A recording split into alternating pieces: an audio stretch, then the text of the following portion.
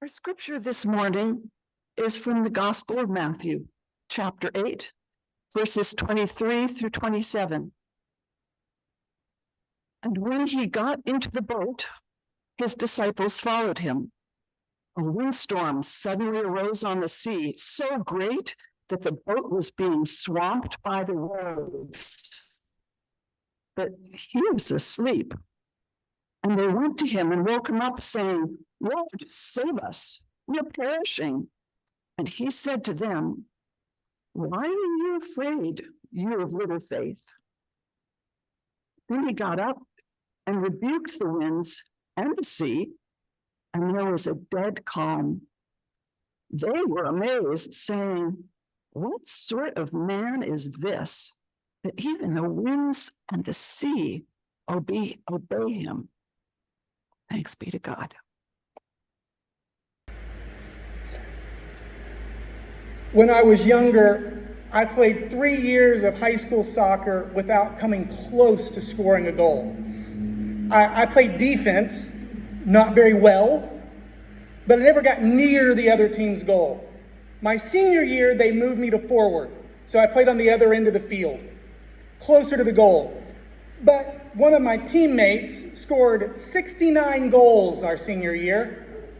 That's a lot for those who aren't sports ballers, which means he didn't get many assists. He didn't pass a lot. He just scored. I decided my best chance was to stand near the goal, put my foot 6 to 10 inches from the side, and hope he missed by that much. A couple of times it pinballed in, and I got credit for his bare misses. But I remember one game towards the end of the season, we had a good lead. Coach had pulled all the main starters and let me move to center forward. All of a sudden, there was a penalty in the penalty box, so we got a one-on-one, one of us and their goalkeeper, one shot for a goal. Coach called my name. I stepped up, I stared at the goalie, I started looking at each corner, making him wonder where I was going. Then I turned to one of my teammates and acted like I was nodding towards one of the corners, trying to spook the goalie and make him think that's where I was going. And then I turned around and got ready and I thought, wait, that was really obvious. There's no way he fell for that. I need to fake him better than that. So I started to turn to another teammate and do the same thing so he wouldn't know which corner I was really thinking about. At which point the referee hurried me on and said, "Come on, you got to shoot." And so I lined up and I shot a rocket. 10 yards over, 15 yards wide. I worried myself right out of any chance to score. 6 months later, I was playing with a club team in a tournament. We were tied. We needed one goal to win and advance. Same scenario, penalty kick awarded. The coach called my name. Now, it wasn't varsity, it was a little lower level, so I played more offense. I had a little more comfort at this point around the goal, and the coach was my mother. This time, I decided I'm not overthinking it. I'm not gonna panic, I'm not gonna worry. I knew I had a really strong leg, years of defense and clearing it out. I may not have any aim, but I could fire that ball. And I did. I walked right up as soon as the whistle blew. I fired it as hard as I could, right down the center, straight at the goalie. Right into his arms. Luckily for me, he was so surprised that it came straight at him that it knocked his wind out. He fell back holding the ball and landed in the goal. I scored by pure dumb luck. 10 years later, same scenario, playing in a rec league in Central Kentucky. Again, lower level of competition as we go, right? I'm not the best player on our team by a long shot, but my friend said, "You take this one, Lee, you've not scored." I step up to the penalty kick, and this time, I take a deep breath. I look at the goalie and I think, I got this. I take a deep breath in and out, thinking about which corner I want to aim for. I breathe in and I breathe out. And out of the corner of my eye, I see Matt the 16-year-old kid from my church youth group that I brought along for this game.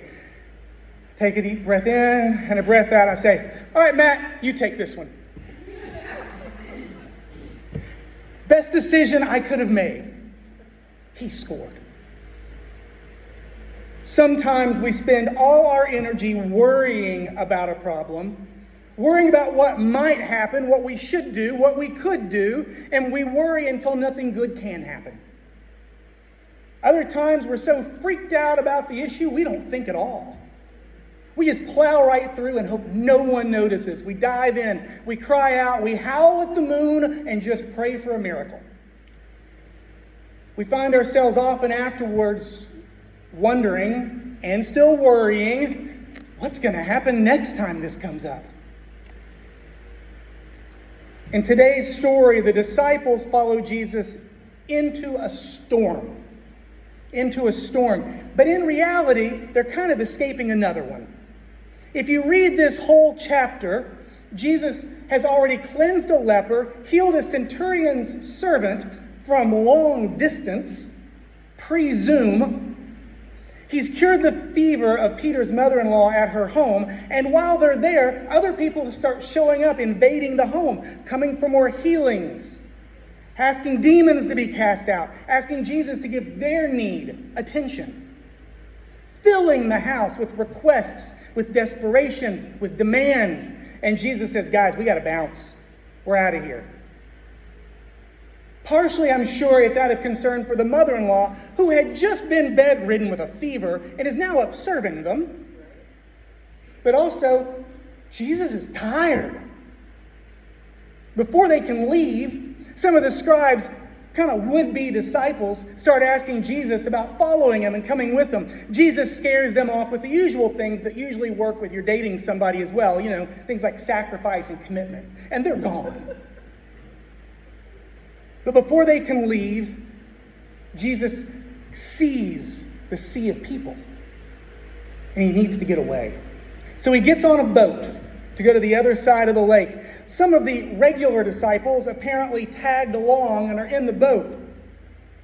And suddenly a storm comes up on the lake. It blows in, and suddenly the disciples are crying out. They're howling at the moon. There's no way to hear this story that leaves the disciples with any dignity. There's no way to imagine this story that makes them look anything but crazed as we read it. And Jesus doesn't help this at all. Jesus' response after they wake him, after they have screamed panic warnings in his face, after they have begged him to rescue them, the boat, to stop the storm, to help with the disaster of the moment,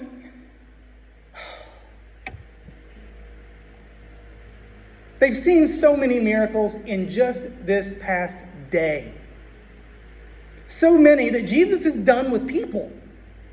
They've seen so many miracles in the past day that Jesus needs time away. So many miracles in this day, yet when the storm comes, well, they just howl at the moon. Now I wonder, was this the first mention of the storm on this day? Was there one of the disciples who thought it always looked like rain? Was there one who asked, maybe we should go around the lake? Was there one who said, do you know the odds of sinking? Was there one who always said, do you know what the weight limit is on this boat? Are there life jackets for all of us? Was there one disciple who always said, I have a bad feeling about this? You know there had to be a worrywart among the group. And we know there were some prone to panic in the crowd, right? That demographic shows up loud and proud in today's story. And then there's Jesus, sound asleep.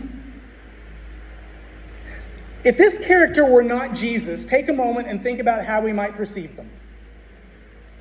If it's not Jesus, everybody else is dealing with the storm and they're asleep.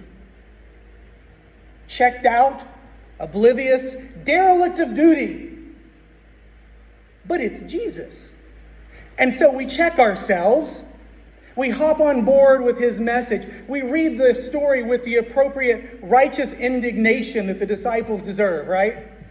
Those darn disciples, what was their problem? Those darn disciples, why did they lack faith? Well, because they were worried, because they were scared, and maybe if they were anything like Jesus, they probably could have used a nap earlier in the day. At Easter, we talked about Jesus' appearances and the miracles that took place and how he kept asking for food. He was hungry. In the story today, Jesus has not returned from the dead, but he's still dead tired. He's exhausted from everything he's been doing. There's so many things to worry about. So many needs that are demanding attention. So many hurts in the world that need to be healed. So Jesus took some time, some distance even. And when the next potential disaster comes along, Jesus is not reactionary. Jesus is not panicked. He's sound asleep. And once he's awake, he stares down the problem and just hits the snooze button on it. Then, when he's done navigating the perceived disaster, he turns to the disciples, stares them down, and says, "Seriously, guys? Seriously?" In our world today, there are perceived disasters on the daily. You may have gotten 3 notices about perceived disasters on your phone alerts since you sat down for worship. In our world today, we hear about problems all over the globe. There's no limit. There's nothing that's out of bounds, that's off limits. We hear about all the problems coming right into our devices, to our ears, into our hearts and minds. In our world today, we are dealing with legitimate issues and a lot of nonsense. We are dealing with true injustice. And we're dealing with some reactionary howling. Jesus reminds us, in the midst of all of that, take some time away. Give some space to the problems around us. And get some rest. Get some rest. We cannot stay up for 10 days in a row doom scrolling on the latest news about issue X and still think we will have the energy or brain space to respond to it. We can't treat every potential threat as if it is a threat and still have enough energy to really deal with a problem when it lands on us. At some point, eventually, we have to trust that God has got this.